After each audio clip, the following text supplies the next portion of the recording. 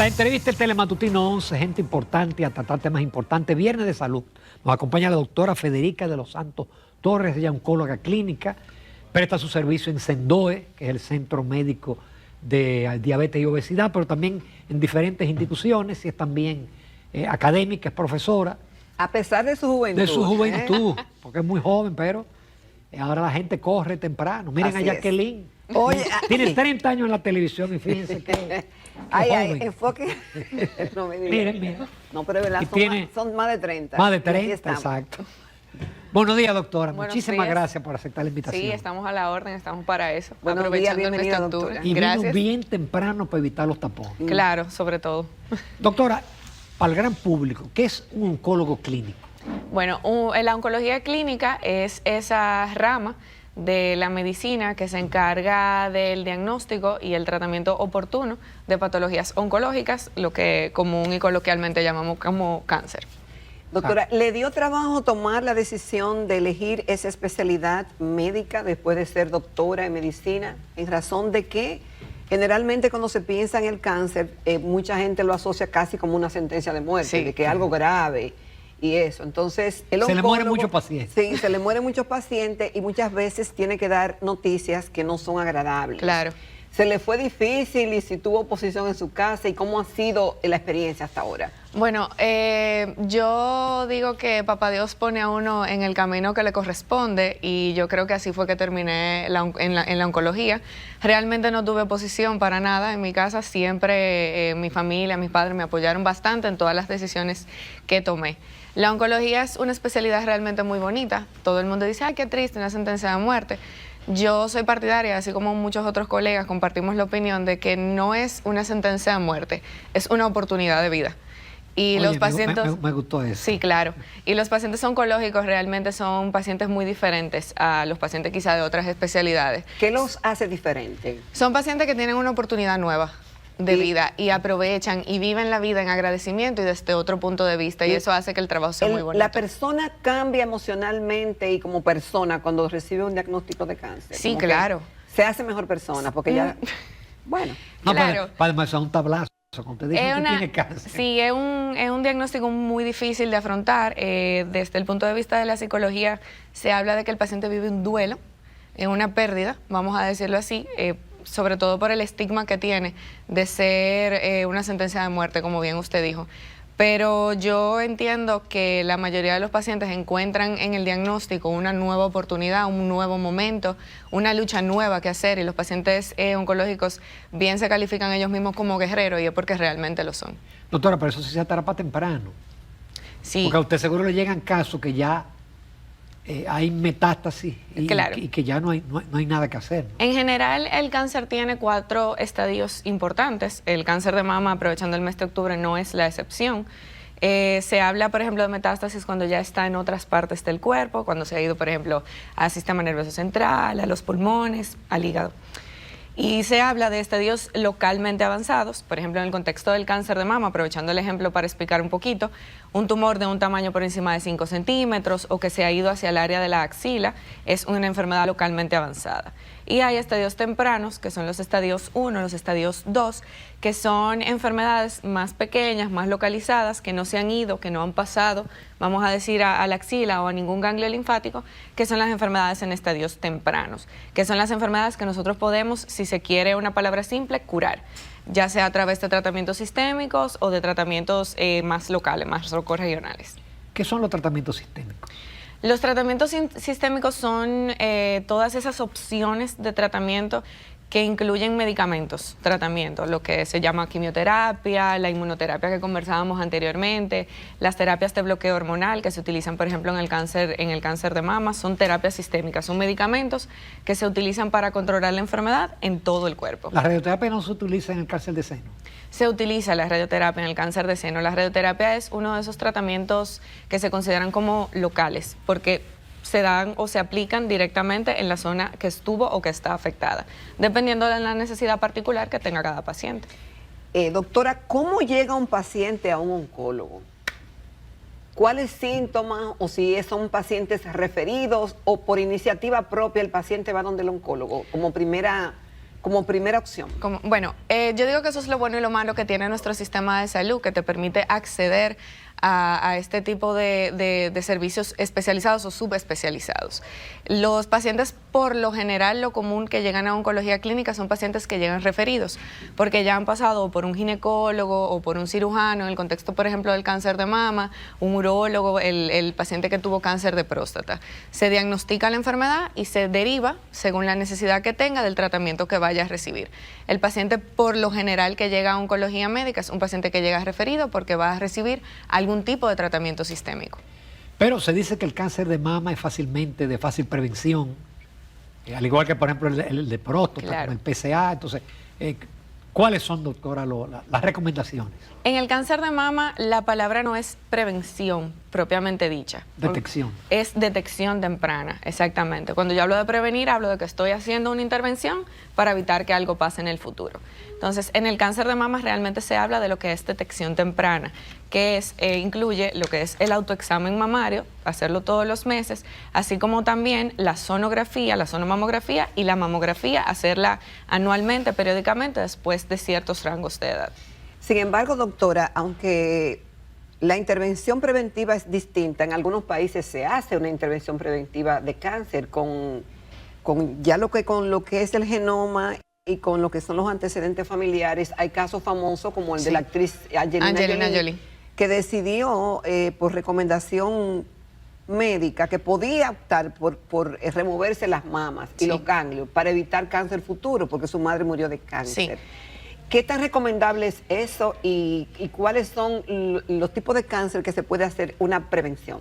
En el contexto de lo que nosotros llamamos o conocemos como el efecto Angelina Jolie, la mamá de Angelina Jolie tuvo cáncer de mama, se detectó la mutación del gen del BRCA, que es aquella mutación que le confiere cierto nivel hereditario al cáncer de mama, particularmente hablando. Esto es un análisis. Es una prueba, se hace una prueba sanguínea o en la misma pieza tumoral. ¿Se puede hacer esa prueba en República Dominicana? Sí, se hace esa prueba en República Dominicana. Es decir, una paciente, una persona normal, decir yo que quisiera saber si tengo ese gen, puedo hacerme esa prueba. Puede fácilmente hacerse la prueba, una muestra sanguínea, así como un hemograma, una biometría hemática. Se manda fuera del país en ciertos centros especializados y te reportan la mutación como positiva, como negativa o de variante incierta.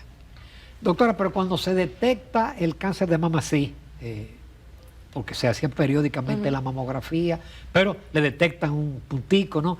En esos casos realmente se puede decir que la persona se recupera y se va a morir de cualquier cosa menos de cáncer. Sí, claro. Se habla incluso que los pacientes en estadios tempranos, en estadios 1 o en estadio 2, hasta el 95% de los pacientes es posible alcanzar la cura.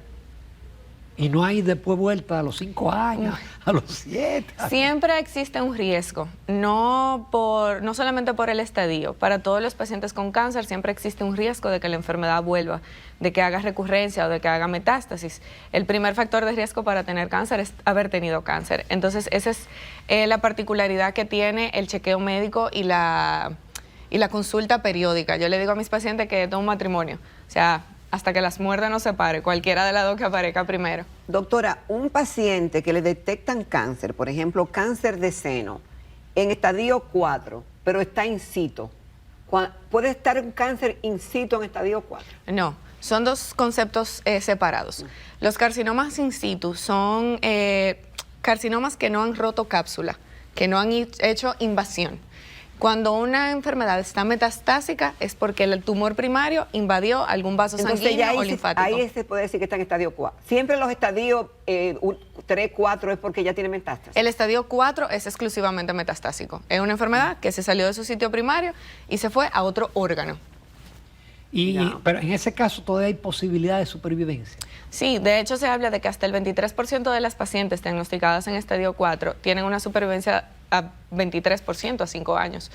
Hay muchas opciones de tratamiento. Pero hay 78 que se van a morir. Bueno, todo en la vida es estadística, sobre todo en la medicina. Sí hay muchas opciones de tratamiento actualmente, sobre todo para pacientes metastásicas, que te prometen 5, 6, 7 años de sobrevida global o de supervivencia sin enfermedad. Entonces eso es algo que se toma en cuenta a la hora de tomar una conducta terapéutica. Doctora, ¿ha habido mejorías hallazgos importantes en la cura del cáncer o en tratamientos que sean menos invasivos, menos dolorosos, menos traumáticos para el paciente? Porque dice, se avanzan, pero el tratamiento a veces es tan grande, tan difícil de sobrellevar como la misma enfermedad, es decir, y hay pacientes que a veces hasta optan por no tratamiento. Por no tratamiento. Las opciones de tratamiento en el cáncer, sobre todo en el cáncer de mama, son bastantes, son muchas. Y la ciencia y la medicina ha ido desarrollándose de tal manera que muchas de esas opciones terapéuticas son incluso medicamentos vía orales, como se toma cualquiera, una pastilla de la presión todos los días. Y te permiten chance de calidad de vida, de manejo del dolor, de disminución de toxicidades muy importantes. Y eso es algo que la medicina, gracias a Dios, ha ido logrando. Hemos ido logrando mover la quimioterapia del lugar. Doctora, ¿siempre se recurre o no a la mastectomía? La mastectomía tiene sus indicaciones muy particulares. También eso es otra cosa que la ciencia y la medicina han logrado desarrollar. Opciones de tratamiento quirúrgica se conocen como conservadoras, tumorectomías, lumpectomía, cuadrantes, cada una con su indicación particular, siempre y cuando el estadio de la paciente lo permita. Perfecto. Con su permiso, esto está claro. interesantísimo. Nos vamos a una breve pausa y volvemos con la doctora Federica de los Santos Torres. Continuamos esta mañana en Telematutino 11 conversando con la doctora Federica de los Santos Torres. Ella es oncóloga clínica y estamos hablando del cáncer de mamas y de todo tipo de cáncer. Este mes se visibiliza a nivel mundial el cáncer de mama por la incidencia que tiene en el país y en el mundo. Doctora, yo quiero preguntarle qué papel en su experiencia y si le dan algún valor científico a la actitud del paciente a la hora de ser diagnosticado con cáncer. Hay teorías que dicen que si la persona es positiva, que decreta que se va a sanar, que tiene una actitud no derrotista, eso contribuye a la mejor recuperación. ¿Realmente usted cree en eso, si juega un papel o no necesariamente? Científicamente ese tipo de cosas son un tanto difíciles, vamos a decirlo así, de tomar en cuenta.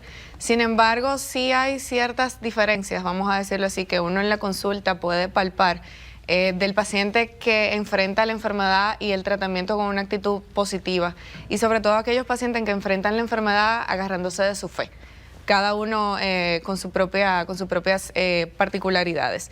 Sin embargo, es bien cómico ver esos pacientes quizá con una actitud más derrotista. Son pacientes que por lo general en algunos momentos de complicaciones con los tratamientos suelen tener más efectos secundarios, y por el contrario están esos pacientes que son un poco más positivos, que tienen su fe, que se agarran de ese bastón, de ese apoyo, y tienen un manejo diferente de sus toxicidades, de sus complicaciones.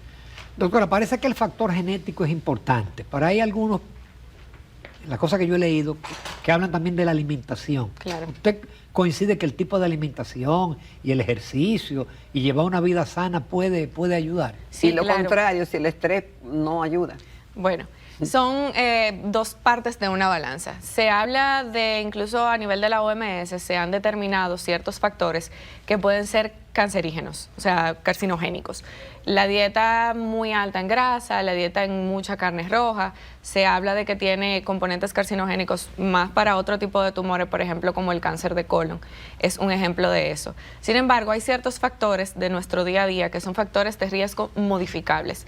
La vida sedentaria, la falta de ejercicio, los hábitos tóxicos, el consumo de alcohol en exceso, el cigarrillo, perdón, son factores de riesgo modificables que nosotros tenemos, que podemos cambiar, que reducen ese riesgo de padecer cáncer, no solo cáncer de mama, cualquier tipo de cáncer. Con respecto al estrés, mucho se ha querido mencionar Sí. sobre el manejo del estrés, y si bien es cierto que el estrés es un factor muy subjetivo, no todo el mundo se estresa por las mismas causas, también tiene un componente en muchas patologías y en muchas enfermedades, no solamente oncológicas. ¿Hay un denominador común que se ha encontrado científicamente favorecedor a que una persona tenga cáncer? Hay muchas cosas. Como le comento, la vida sedentaria, la falta de ejercicio, las dietas de grasas muy saturadas, con muchos químicos, son factores comunes. En el contexto especial del paciente con cáncer de mama, por ejemplo, el ser mujer es el primer factor de riesgo. El 99% de los pacientes diagnosticados con cáncer de mama son mujeres. Pero el 1% es varón. ¿Un tema hormonal o un tema que tiene que ver? Hay algo hormonal también. Se habla de que las pacientes que tienen una menarquia temprana, o sea, que vieron su menstruación antes de los 12 años de edad, y aquellas que ven la menopausia muy tardía, por encima de los 55 años, que permanecen más tiempo con un cuerpo estimulado a hormonas, pues tienen más riesgo de desarrollar cáncer de mama. Así como también la historia familiar, como te mencionaba anteriormente, la historia familiar también juega un peso importante. Se habla de que si tengo 1 o 2 familiares de primer grado, madre o hermana con cáncer de mama, pues tengo un riesgo aumentado de tener cáncer de mama. ¿Juega algún papel, doctora, la lactancia o no en eso? Sí, la lactancia se habla de ser un factor protector en algunos casos. Es de hecho parte de la anamnesis clínica que le hacemos a todos los pacientes que llegan a la consulta con cáncer de mama, si en algún momento dieron lactancia materna o no. Y las pacientes que sí dieron lactancia materna, pues tienen un riesgo más disminuido de padecer cáncer de mama. Doctora, como dicen, a dar leche al muchacho. Así es. Doctora, que está tan de moda desde hace ya varias décadas, el tema de los implantes mamarios. ¿Se ha reportado algún estudio de que si eso tiene alguna interferencia, vamos a decir, con la salud de las mamas? Con la salud de la mama en particular no. Sin embargo, es un cuerpo extraño que estamos introduciendo que puede, vamos a decirlo así, complicar lo que es la pesquisa a través de los estudios clínicos. Nunca va a ser igual evaluar una mama ni al examen físico, ni a través de una sonografía con un implante, que evaluar una mama que está natural. Eso dificulta un poco lo que es el acceso al examen físico de esa, o la evaluación médica, mejor dicho, de esa mama modificada, vamos a decirlo así quirúrgicamente. Me decía un amigo televidente antes de comenzar el programa, que les refería que este era el tema que íbamos a tratar hoy, que hay una incidencia mayor, es decir, que hay más casos con cáncer en la República Dominicana. Sí. Y la OMS dice que a nivel mundial también hay más casos. Sí. ¿Cuáles son las conclusiones, si pudiéramos decir que hay algunas preliminarmente, sobre que eso sea así? Bueno, según las estimaciones del GloboCan, una base internacional, una base de datos internacional, se habla de que el cáncer de mama es la primera causa más frecuente de cáncer a nivel mundial. Tiene una incidencia del 46%, casi 47% básicamente. Y es la segunda causa más frecuente de muerte por cáncer a nivel mundial, en todos los sexos, precedida nada más por el cáncer de pulmón. En nuestro país, esas mismas estimaciones del GloboCan cambian un poquito. Nuestra primera causa de cáncer y de muerte por cáncer a nivel nacional es el cáncer de próstata, exclusivamente para hombres. El cáncer de mama pasa a un segundo plano, me parece, si no me equivoco, que tiene un 16% de incidencia de cáncer de mama aquí en nuestro país y una mortalidad del 12%. Pero se han dicho que ambos casos, tanto el cáncer de próstata como el cáncer de mama, son de lenta evolución.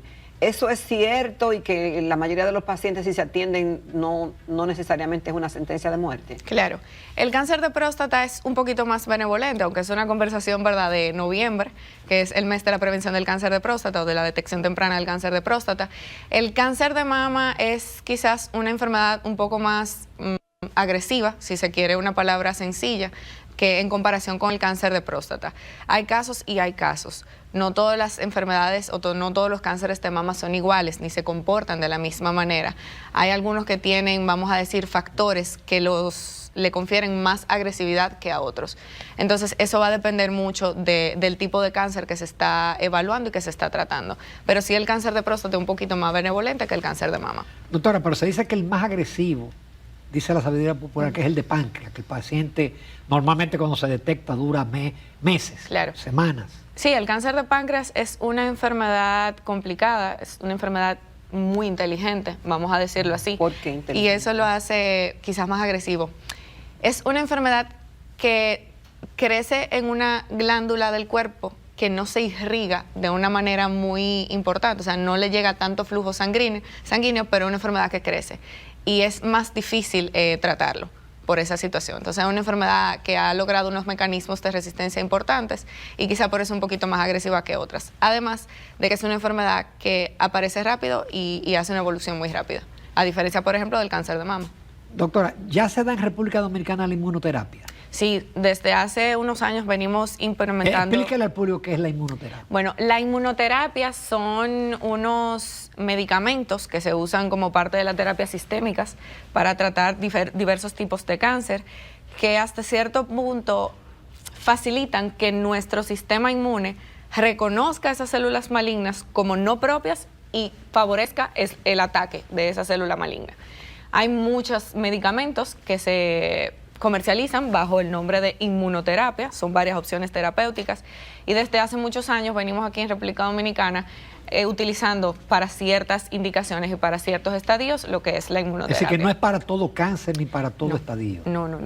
Cada medicamento tiene una indicación particular y las aprobaciones de los medicamentos, no solamente en nuestro país, sino a nivel mundial, se dan según ciertas consideraciones específicas y ciertas particularidades por enfermedad, por estadio, por histología, etcétera. Imagino que es muy caro ese tratamiento. Sí, es un poco costoso. Imagino. Eso es algo que... Y no lo cubren las RS. No lo cubren las aseguradoras, ninguna aseguradora por lo general lo cubre. Hay algunos planes complementarios que incluyen algunas, vamos a decir, facilidades para acceder a este tipo de medicamentos, pero accedemos a ellos a través de lo que es alto costo, a través del Ministerio de Salud Pública y así sucesivamente. ¿Se consiguen? Sí, hay muchas opciones de tratamiento que están disponibles bajo inmunoterapia que se consigan a través del alto costo. Doctora, yo no quisiera que termináramos el programa sin que, por la experiencia que usted tiene, académica y vivencial con los pacientes, si pudiera darnos algunas recomendaciones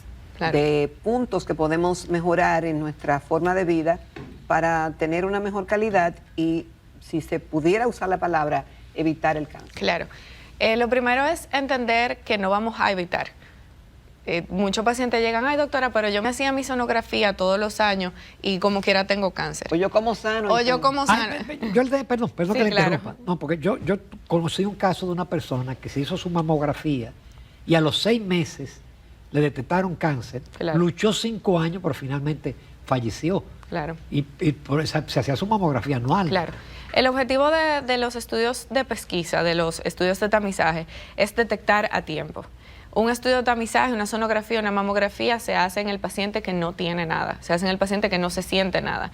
En el momento que yo me palpeo un nódulo en la mama o en la axila, es una enfermedad que ya está localmente avanzada porque ya es una enfermedad grande.